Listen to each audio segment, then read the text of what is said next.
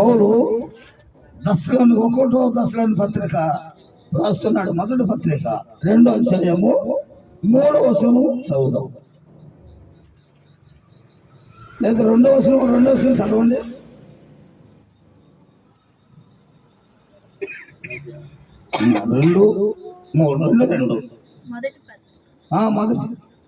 మొదటి దశలను పత్రిక 2 మా బోధ కపటమైనది అపవిత్రమైనది కాదు, మోసయుక్తమైనది కాదు కానీ సువార్తను మాకు అప్పగించుటకు యోగ్యులమని దేవుని వలన ఎంచబడిన వారమై మనుషులను సంతోషపెట్టు వారము కాక మన హృదయములను పరీక్షించి దేవునినే సంతోషపెట్టు వారమై బోధించుచున్నాము.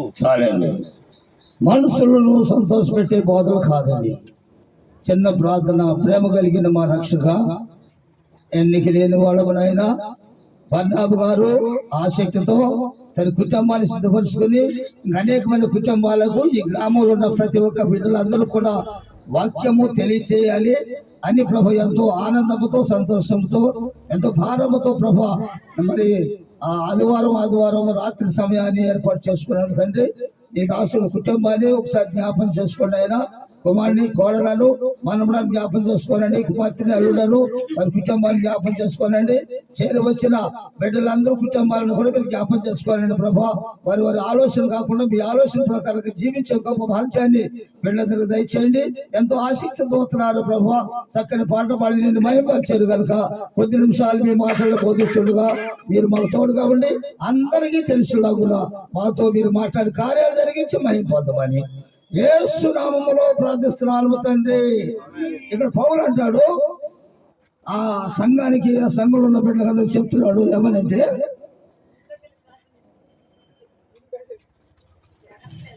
ఎంతో పోరాటంతో దేవుని సువార్తని మీకు బోధించుటకై మా దేవుని యందు ధైర్యము తెచ్చుకోండి. మీకు తెలియదు ఎలానగా మా బోధ కపటమైనది కాదు, అపవిత్రమైనది కాదు, మోసకరమైనది కాదు. సువార్త మాకు అప్పగించుటకు యోగ్యులమని, అది సువార్త అప్పగించడానికి యోగ్యులమని. చూసారండి, ఎవరైతే దేవుని సువార్తని ప్రకటించాలని దేవుని దృష్టిలో ఉంటారో వారికి ఈ పనిని దేవుడు అప్పగిస్తాడు. ఒక నమ్మకమైన పనిని అప్పగిస్తాడు. ఎందుకంటే నీకు నమ్మకం కలిగిన జీవితంలో దేవుడు అనుగ్రహిస్తున్నాడు. ఎప్పుడైతే మనం నమ్మకంగా ఉంటామో, దేవుడి ఎప్పుడైతే మనం నమ్మకంగా ఉంటామో, అప్పుడు దేవుడు ఏం చేస్తాడంటే మోసకరమైన జీవితంలో వచ్చి మనల్ని విడుదల చేస్తాడు. అపవిత్రమైన జీవితంలో వచ్చి మళ్ళీ ఏం చేస్తాడంటే ఇడిపిస్తాడు.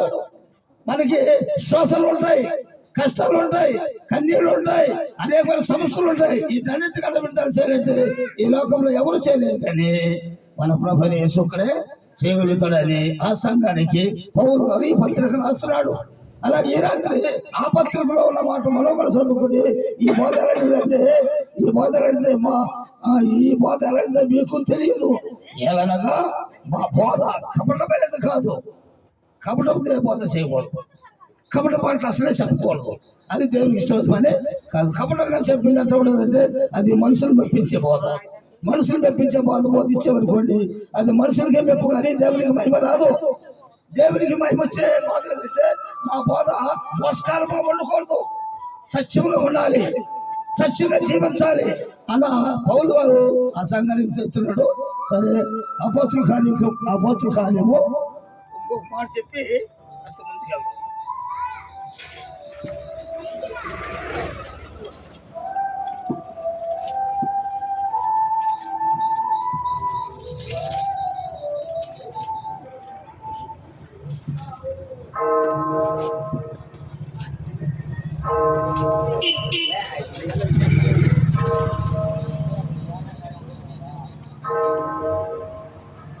అపోస్తుల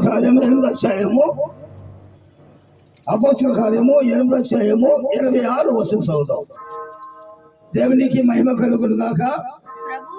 ప్రభుదూత నువ్వు లేచి వెళ్ళి ఆ యెరూషలేము నుండి గాజాకు పోవు గాజాకు పోవు అరణ్య మార్గమున కలుసుకొనుము కలుసుకొమ్మని ఆ ఫిలిప్పుతో చెప్పగా చెప్పగా అతడు లేచి లేచి అప్పుడు ఆ ఐథియోపియుల రాణి అయిన కాందకే కింద మంత్రి అయి ఆమె యొక్క ధనాగారం అంతటి మీదనున్న ఐథియోపియుడైన నపుంసకుడు ఆరాధించుటకు యెరూషలేమునకు వచ్చి ఉండెను. అతడు తిరిగి వెళ్ళుచు తన రథము మీద కూర్చుండి ప్రవక్త అయిన యెషయా గ్రంథం చదువుచుండెను. అప్పుడు ఆత్మ ఫిలిప్పుతో నీవు ఆ రథము దగ్గరకు పోయి దానిని కలుసుకొనమని చెప్పెను. ఫిలిప్పు దగ్గరికి పరిగెత్తుకొని పోయి అతడు ప్రవక్తి అయిన యెషయా గ్రంథము చదువుచుండగా నీవు చదువుతున్నది గ్రహించుచున్నావా అని అడుగగా అతడు ఎవడైనను నాకు త్రోవ చూపుకుంటే ఎలా గ్రహించగలని చెప్పి రథమెక్కి తనతో కూర్చుండమని పిలుపును వేడుకొని అతడు లేఖనమందు చదువుతున్న భాగం మీదనగా ఆయన గొర్రెవలే వదకు తేబడు బొచ్చు కత్తిరించే వారి వలె గొర్రె పిల్ల అలాగే ఆయన నోరు తెరవలేకుండాను. ఆయన దీనత్వమును బట్టి ఆయనకు పోయెను. ఆయన సంతానమును ఎవరు వివరింతురు? ఆయన జీవము భూమి మీద నుండి తీసివేయబడినది. అప్పుడు నపుంసకుడు ప్రవక్త ఎవని గురించి ఎలాగ చెప్పుచున్నాడు? తన్ను గురించి వేరొకని గుర్చియా? దయచేసి నాకు తెలుపమని ఫిలిప్పుని అడిగాను. అందుకు ఫిలిప్పు నోరు తెరిచి ఆ లేఖనమును అనుసరించి అతనికి యేసును గురించి సువార్త ప్రకటించెను. వారు త్రోవలో వెలుచుండగా నీళ్లున్న చోట వచ్చినప్పుడు నపుంసకుడు ఇదిగో నీళ్లు మాకు బాప్తిస్మమునకు ఆటంకమేమని అడిగి ఆ రథము నిలుపమని ఆజ్ఞాపించు. ఫిలిప్పు నీవు పూర్ణ హృదయముతో విశ్వసించిన యెడల పొందవచ్చునని చెప్పాను. అతడు యేసుక్రీస్తు దేవుని కుమారుడని విశ్వసిస్తున్నానని ఉత్తరమిచ్చెను. ఫిలిప్పు నపుంసకుడు ఇద్దరును ఫిలిప్పు వాళ్ళు నీళ్ళలో నుండి వెడలి వచ్చినప్పుడు ప్రభువు ఆత్మ ఫిలిప్పును కొనిపోయెను. దేవునికి స్తోత్రం. ఇది ఆత్మ ద్వారా జరిగిన సంగతి. చూసారండి, ఆయన ఒక దేశాన్ని మన రాష్ట్రాన్ని ఏ విధంగా పరిపాలన చేస్తున్నాడు మంత్రి. అలాంటి మంత్రి గారి సామాన్యమైన వ్యక్తి కాదండి. యెరూషలేముకు పండుగ జరిగినప్పుడల్లా రథముతో వెళ్తూ ఉంటాడు. ఆ రథం మీద వెళ్తున్నాడు వస్తున్నాడు. కానీ ఆ రథం మీద వెళ్తూ ఏం చదువుతున్నాడంటే యెషయా గ్రంథాన్ని చదువుకుంటూ వెళ్తున్నాడు. గ్రంథాన్ని పట్టుకున్నాడు. యెరూషలేము వెళ్ళాలి, ప్రార్థనలో నేర్చుకుంటున్నాలి, వాళ్ళతో కలిసి నేను కూడా సంతోషించాలనే ఆలోచన ఆయనకు వచ్చింది కనుక అప్పుడు ఆయన ఏం చేశాడండి, ఆ రథం మీద కూర్చొని ఆ యెషయా గ్రంథాన్ని చదువుతా ఉన్నాడు. కానీ ఆయనకి అర్థం కావట్లేదు. అర్థం అవ్వాలంటే ఆయన లోకం గురించి బాగా అర్థంగా ప్రజల్ని పరిపాలన చేసి జ్ఞానం వల్ల ఉంది. కానీ దైవ జ్ఞానం చాలా తక్కువగా ఉంది ఆయనలో. దైవ జ్ఞానం కావాలంటే ఎవరు కావాలి?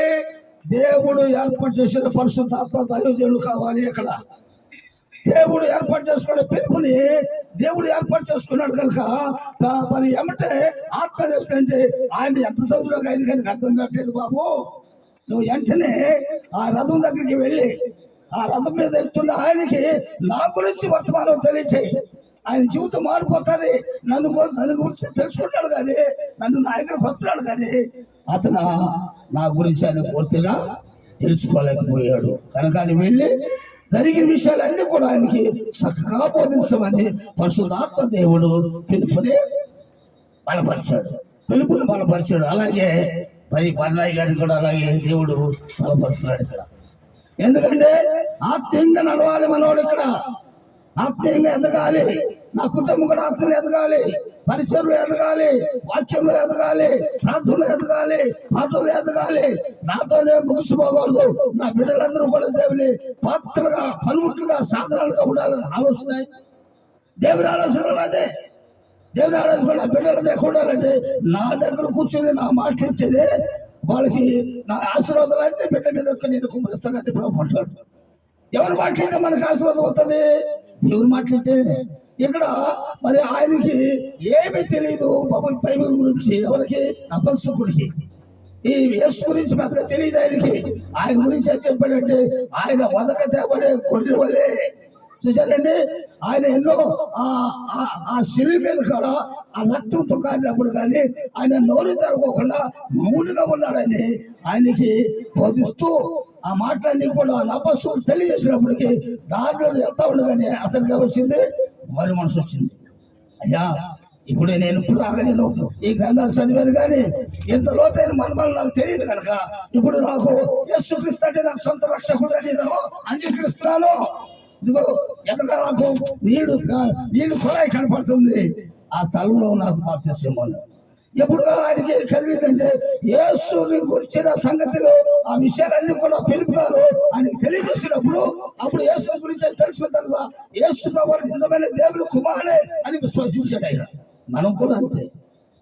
దేవుని కుమారుడు విశ్వాసిస్తే ఆయన దేవుని కుమారుడు అని మనం ఎప్పుడైతే హృదయంలో ఆయన తెచ్చుకుని మనం అంగీకరిస్తామో ఈ లోకంలో ముగించిన తర్వాత మన జీవితయాత్ర ముగించిన తర్వాత తల్లి వయసు మా వయసు ఒకటే అమ్మా. మరి మేము ముగించిన తర్వాత ఈ యాత్ర ఎక్కడి నుంచి వచ్చింది? మనలోనికి యాత్ర ఎక్కడి నుంచి వచ్చింది? పరలోకం నుంచే కదా. పరలోకం నుంచే కదమ్మా. పరలోకం నుంచి మనలోకి వచ్చింది. సరే, మళ్ళీ వచ్చేవారు ఆ మాట తెలుసుకుందాం. దేవుని ఆత్మ మనలోకి ఎలా వచ్చిందో అసలు మన జననం ఏంటో అన్నదాన్ని రేపు వచ్చేవారు మనం తెలుసుకుందాం. ఆ మాట ఈ మాటలు ముగిస్తూనే కొద్ది నిమిషాలు మరి అయిపోయిన సమయం కూడా ఆ నపస్సుకుడు ఆ గ్రంథం చదివిన తర్వాత ఆయన హృదయం తెరబడింది. నపస్సుకుడు చక్కగా ఆయన చేశాడు, బాప్తిసం పొందాడు. బాప్తిసం పొంది దేవునికి ఒక శిష్యుడై ఉన్నాడు. ఆయన రాజ్యానికే మంత్రి అయి ఉన్నాడు. తర్వాత దేవునికి ఇక్కడ ఒక శిష్యుడై ఉన్నాడు. దేవుని వర్తమానం విన్నాడు కనుక దేవుడు ఆయన దీవించాడు. ఆయన మాటలో చాలా సంతోషం ఉంది. మరి అదే అధ్యాయంలో అపోస్తలుల కార్యం అదే అధ్యాయంలో 9వ వచనము 17వ వచనం చదువుతాం.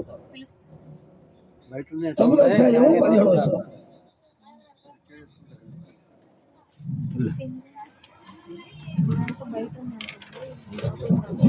9వ అధ్యాయము 17వ వచనం అండి. అపోస్తలుల కార్యం 9:17. అపోస్తలుల కార్యం అండి 9వ అధ్యాయము. అననీయ వెళ్ళి ఆయన ప్రవేశించి ఆయన మీద చేతులుంచి సౌలా సహోదరుడా, నీ వచ్చిన మార్గంలో నీకు కనబడిన ప్రభు అయిన యేసు నీవు దృష్టి పొంది పరిశుద్ధాత్మతో నింపబడినట్లు నన్ను పంపి ఉన్నాడని చెప్పాను. అప్పుడే అతని కళ్ళ నుండి పొరల వంటివి రాలగా దృష్టి కలిగి లేచి బాప్తిసం పొందిన తర్వాత ఆహారం పుచ్చుకొని బలపడిన దేవునికి స్తోత్రం. చూసారండి, ఈయన అపోస్తులైన పౌలు సౌలుగా ఉన్నప్పుడు పౌలుగా మార్చబడ్డాడు. దమస్క పట్టణానికి వెళ్ళడానికి దమస్క పట్టణంలో ఎలా ప్రార్థన జరుగుతూ ఉంటే స్తోత్రం ఎలా ప్రార్థన జరుగుతూ ఉంటే ఆయనైతే ఆ ధర్మశాస్త్రం అంతా బాగా తెలిసిన వాడు. ధర్మశాస్త్రానికి కట్టుబడ్డాడు. యేసు ప్రభు అంటే నీకు తెలియదు.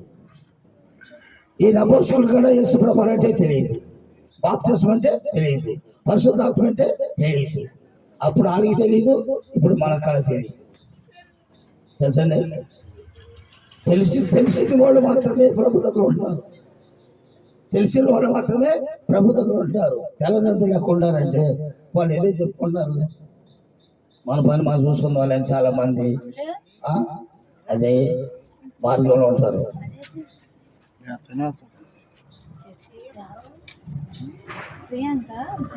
జీవించదని కోసమే ఆశ్రయమైన నా యేసయ్యా, జీవించదని కోసమే ఆశ్రయమైన నా యేసయ్యా, అతి పరిశుద్ధుల స్తుతి నైవేద్యము నీకే అర్పించి కీర్తింతును.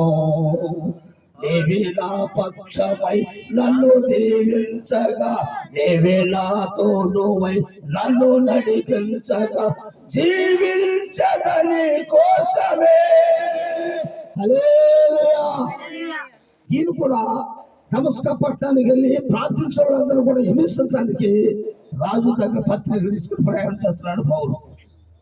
దమస్కా దగ్గరికి వెళ్తాప్పటికి ప్రభు ఆత్మ ఆయన మీదకి గొప్ప వెలుగులాగా వచ్చింది. చూడండి, దేవుని బిడ్డలను ఎవరైనా హింసించినా దూషించినా దేవుడు మాత్రము ఒప్పుకుని వాడు కాదు. ఒక మంచి మనిషిని ఎవరైనా తిడతారనుకోండి, ఒక మంచి మనిషి అయినా ఎవరైనా ఆయన మీద చెడ్డగా మాట్లాడతారనుకోండి, మీరు ఏమనుకుంటారు? చూసి ఏంటో బాబు ఆయన తిట్టిన కానీ మాట్లాడతలేదు, ఆయన ఎంత మంచివాడు, ఈయన చాలా చెడ్డ బుద్ధులు తిడుతున్నాడు, ఆయన నోరు మూసుకునే ఉన్నాడు. ఆయనకి ఏంటి భేదం? ఎందుకయ్యా అలా తిడుతున్నావు ఆయన్ని? ఆయన ఏం మాట్లాడతలేదు కదా, ఆయన అలా తిడుతున్నాం ఎందుకని మన మందిరం చెప్పమంటాడంటే తిట్టుకొని అమ్మా ఆయన ఎంతసేపు తిట్టుకుంటాడో తిట్టుకుని, ఆయన ఎంతసేపు తిట్టుకున్నా నాకు ఆశీర్వాదం. అవన్నీ నాకు కాదు. ఆయన పదవులు ఆయన నాలుగు మాట్లాడుకుంది కానీ ఆయన మనకు వచ్చే గుచ్చుకుని కాదు, మనకు వచ్చే తల్లి కాదు. ఏది ఎత్తుతావో అదే వస్తావు. ఎందుకంటే కొన్ని దినాలకి అదే వ్యక్తి అన్ని తిట్టాను, ఏం మాట్లాడలేదు, ఈయన పొరపాటుగా మాట్లాడాను, చాలా మంది నన్ను చూసి నన్ను దూషించారు. అయితే ఆ దూషణ వర్తమానాలే నాలో ఉండి నా మనసు మార్పలేదు. ఆయన మార్పు మనసు కనుక నేను తిట్టిన తిట్లకి నేను నా మాటలకి అని ఏమి చేయలేదు పాపం. ఇంకెవరన్నా అయితే దెబ్బలు అనుకున్నాడు, కోర్టు చుట్టూ తిరిగాడు. అలాంటి వ్యక్తి కాదు, ఆయన మంచి వ్యక్తి. ఆ మంచి వ్యక్తిని అలా తిట్టే వ్యక్తిగా అని వీలంటి వాడు బదిలిస్తే ఆయన క్షమాపణ అడిగాడంట. ఓర్పు ఉండాలండి మనస్ఫూర్తిగా. క్రైస్తవ దగ్గర ఏముండాలండి?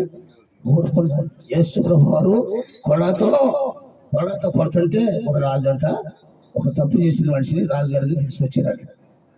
అయ్యా ఇతనికి శిక్ష మాకు వేయటానికి అవకాశం లేదు, కానీ మీరు మాత్రం అధికారులు కనుక, మీరు రాజులు కనుక మరి మీరే తీర్పు తెచ్చాలని చెప్పారంట. సరే ఆయన చేసిన నేరం ఏంటంటే చెప్పమన్నారంట. ఏదో నేరం చేసినా చెప్పారు రాజుగారికి. రాజుగారు ఏం చేశాడంటే ఆ సింహాసనం దిగేసి ఆ వేసుకున్న వస్త్రాలు కూడా ఇడిచేసి ఆ నేరం చేసిన వ్యక్తికి ఏంటి శిక్ష అంటే 40 కొడా దెబ్బలండి అన్నారంట. సైన్ చేసి పక్కన అందరూ కూడా ఓహో 40 దెబ్బలు. సరే ఆయన నేరానికి 40 దెబ్బలు ఆయన కాదు తినేది, నేను తినాలి. నేరం చేసింది ఆయన కానీ తీర్పు తెచ్చింది నేను, ఆ దెబ్బలు నేను తినాలి అని ఆయన రాజవస్త్రాలు తీసి పక్కన పెట్టేసి, కిరీటం తీసి పక్కన పెట్టేసి ఆ కొడ పుచ్చుకుని ఆయన ఆ 40 దెబ్బలు నన్ను కొట్టుకుని తలకాయ వచ్చాడు అంటాడు. అప్పుడు నేరం చేసిన మనుషులు ఎలా ఉంటుంది మనసు?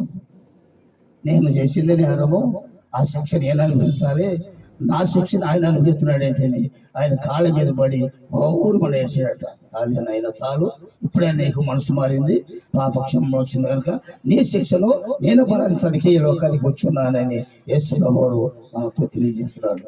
మన శిక్షలన్నీ ఇక్కడ ఆయనే భరించాడు కదమ్మా, మన శిక్ష అంతా ఆయనే భరించాడు కదా. మరి ఆయన కలవ రక్తంలో కారే రక్తంతో మనం కడిగి పవిత్రపరిచాడు కదా, పవిత్రమైన జీవితాన్ని మనకి ఇచ్చాడు కదా. మనం ఎప్పుడు దాకా ఉండాలి? కడవరు దాకా ఆయన వచ్చి వారి కడ మనం కనిపెట్టాలి కదండి. అందుకని మా బోధ కవటం అనేది కాదు, అపవిత్రం అనేది అంతకన్నా కాదు. మన బోధ ఎలా ఉందంటే కపటంగా మన బోధ మాత్రం ఎప్పుడు మనం వినవద్దు, అపవిత్రమైన స్థలాల్లో మనం కూర్చుండవద్దు. అందుకని కీర్తన గ్రంథంలో మొదటి కీర్తన ఏమన్నాడు? మొదటి కీర్తనలో చదువమ్మా 3వ అధ్యాయం ఈ మాట చెప్పుకొని మనం ముగించుకుందాం. దుష్టులు ఆలోచన చెప్పినడు ఒక పాపుల మార్గాన్ని నిలువక, అపహాసన కూర్చున్న చోట కూర్చుండక, యెహోవా ధర్మశాస్త్రము ఆనందించు దివారాత్రులు ధ్యానించేవాడు. అది మనం ఎప్పుడు కూడా మన చేతిలో ఏదైనా ఖాళీ సమయం దొరికింది అనుకోండి, ఇంట్లో పని అయిపోయిన తర్వాత ఏదైనా ఖాళీ సమయం దొరికింది అనుకోండి, ఆ సమయంలో మనం ఏం చేయాలంటే దేవుని స్తుతించాలి, లేకపోతే కొంచెం వాక్యం ధ్యానం చేసుకుంటున్నావు. ఎప్పుడైతే వాక్యం ధ్యానం చేసుకుంటే ఇక నీకు పరదేశం ఉండదు, బయట ఆలోచన ఉండదు, లోక సంబంధమైన ఆలోచన ఉండదు. ఆ పరిశుద్ధాత్మ దేవుడు నీతో మాట్లాడుతూ ఉంటాడు.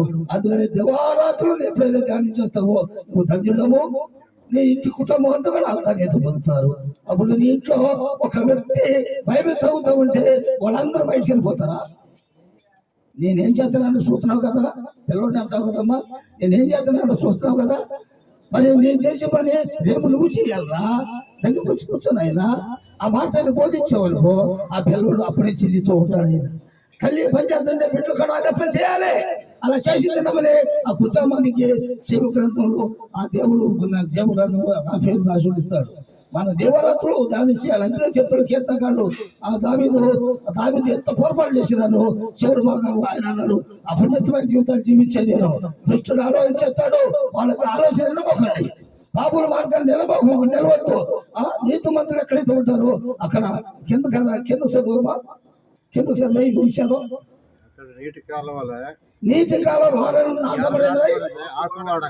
ఆకు వాడక తన కాలమందు ఫలమొచ్చు చెట్టు వలె ఉండును, అతడు చేయనిదంతయు సఫలమగును. దుష్టులు అలాగునుండక గాలికి చెత్త కొట్టే పొట్టు వలె ఉంటున్నట్టు. గాలి దానికి పొట్ట పోతండి, ఎగిరిపోద్ది. గట్టిగా అక్కడ ఉంటాయంటే అక్కడ కాళ్ళ ముందే పడతాయి. అలా ఉండాలి. మన జీవితం ఎలా ఉండాలంటే ఎప్పుడు మోకాళ్ళను కలిగిన ప్రార్థన ఉండాలి. మోకాళ్ళను కలిగిన ఎప్పుడైతే ప్రార్థన చేస్తావో, దేవుని వాక్యాన్ని ఎప్పుడైతే నువ్వు ధ్యానం చేస్తా ఉంటావు, దివారాత్రులు ఎప్పుడైతే నువ్వు వాక్యాన్ని ధ్యానం చేస్తూ ఉన్నప్పుడు నువ్వు ధన్యుడివి, నువ్వు ధన్యురాలివి. ఈ లోక సంబంధ ఆశ్రయాన్ని వదులుకొని నా పక్షంగా నిలబడ్డావు కనుక నా రాజ్యంలో నీ కోసం మంచి గృహం కడతానమ్మా అని ప్రభు మనతో మాట్లాడుతూ ఉంటాడు. ఈ లోకం మనకు శాశ్వతం కాదు కదా, శాశ్వతమైన రాజ్యము ప్రభు రాజ్యంలో మనకు ఉంది. అక్కడికి వెళ్ళే వరకు భూలోకం ఉన్నంత కాలము మనం ఏంటంటే మన బోధ అపరిమితంగా ఉండకూడదు. దేవుని యందు భయభక్తులు కలిగిన కుటుంబం ఉండే అతను ఆ అననీయ వచ్చి, సౌలా సహోదరుడా, నిన్ను గురించి నాకు దేవుడు మాట్లాడాడు, నువ్వు వచ్చిన త్రోవలో నువ్వు దేవుడు నీకు కనపడి 3 దినాలు నీకు చూపు లేకుండా చేశాడు కదా, నన్ను పంపించాడు, నేను వచ్చానని ఆయనతో సహోదరుడు ఆయనతో మాట్లాడి ఆయన నెత్తి మీద చేతులిచ్చి ప్రార్థన చేశాడు. ఆయన చేతి మీద ఎప్పుడైతే పరిశుద్ధాత్మ దేవుడు ఆయన చేతి మీద ఆ నెత్తి మీద చేలేసి ప్రార్థన చేశాడో అప్పుడు ఏమైందంటే ఆయన కళ్ళలో వచ్చి ఎవరాలి అంట పొరలు. ఏ పొరలు అయ్యి? పాప పొరలు, చీకటి పొరలండి. ఆ చీకటి ఆయన ఉన్నంత కాలము దేవుని దగ్గర రాలేకపోయాడు. ఆయన చీకటి ఆయన దగ్గర ఉన్నంత కాలము దేవుని వాక్యాన్ని ధ్యానం చేయలేకపోయాడు. అప్పుడు ఆయన ఏమనుకున్నాడంటే ధర్మశాస్త్రమే పవిత్రమైనది, యెహోవా దేవుడు మోషేతో మాట్లాడాడు, ఆయన దేవుడు కానీ యేసుప్రభు దేవుడు కాదన్న మాటలు ఆయనకు వచ్చినాయి. అందుకని నిరూపించాడు యేసుప్రభు అక్కడ. ఆయనకి 3 దినాలు దృష్టి పోయింది. ఆ వెలుగు తగలగానే ఆయన కళ్ళు దృష్టిపోయింది, కింద పడి ఏడ్చాడు. 3 దినాలు ఉపవాసం ఉండి ఏడ్చాడు. దేవుడు ఆయనతో మాట్లాడాడు. ప్రభుత్వంతో మాట్లాడిన తర్వాత నమ్మకంగా నమస్కారం వల్ల ఒక నమ్మకంగా అననయ్య మంచి ప్రార్థనా పూరుడు అనేతో మాట్లాడాడు దేవుడు. అననయ్య వచ్చి సౌలుతో మాట్లాడి, సౌలా నువ్వు వచ్చిన తావులో దేవుడు నీతో మాట్లాడాడు కనుక నువ్వు చూపు పొందుకోవడానికి నన్ను పంపించాడు దేవుడు, నేను వచ్చానని సహోదరుడు ప్రేమించి ఆయన ఎత్తి మీద చేతులేసి ప్రార్థన చేయగానే ఆయన కళ్ళలోంచి పొరల వంటి రాలిన తర్వాత అప్పుడు ప్రభుని తెలుసుకుని బాప్తిస్తం పొందాడు. మా పసుకుడు బాప్తిస్తం పొందాడు. ఇక్కడ సౌలు కూడా బాప్తిస్తం పొందేమయ్యాడు. ఇప్పుడు సౌలు ఏమయ్యాడు? పౌలుగా మార్చబడ్డాడు. అందుకని మొదటి జీవితం ఆయన పాప జీవితం పోగొట్టుకుని నీతిమంతి మార్గంలోకి వచ్చాడు. పౌలు పొందిన ఆనందము సంతోషముగా ఈ 14 పత్రికలు ఆయనే రాశాడు. ఈ బైబిల్ క్రొత్త నిబంధనలో 14 పత్రికలు ఆయనే రాశాడు. ఎప్పుడు ప్రభువుని తెలుసుకున్న తర్వాత ప్రభు నిజమైన రక్షకుడు యేసు క్రీస్తు నిజమైన రక్షకుడు అని లోకానికి తెలియజేసే ఎన్నో శ్రమలకి గురయ్యాడు పౌలు. అలాంటి సందర్భాలు మనం చూసుకుంటూ వచ్చాం కనుక ఈ లోకంలో మనం ఉన్నంత కాలంలో మన కళలు ఏముండకూడదంటే పాపపు పనులు ఉండకూడదు. ఆ పాప పనులు రాలిపోవాలి. అప్పుడు పరిశుద్ధాత్మను పొందుకోవాలి. దేవుని సన్నిధిలో సాక్ష్యం నిలబడాలి. అటు ధన్యత దేవుడు మనకి తోడైంది సహాయం చేసి నడిపించును గాక. ఆమేన్. ప్రార్థన చేసుకుందాం. ప్రార్థన చేసుకుందాం. ఆఖరి ప్రార్థన మరయ్య గారు ప్రార్థన చేసి దీవెనలు ఇస్తాడు. మనం ఈ దినాన్ని ఈ సమయాన్ని మనం ముగించుకుందాం. ఎంత అయింది టైం?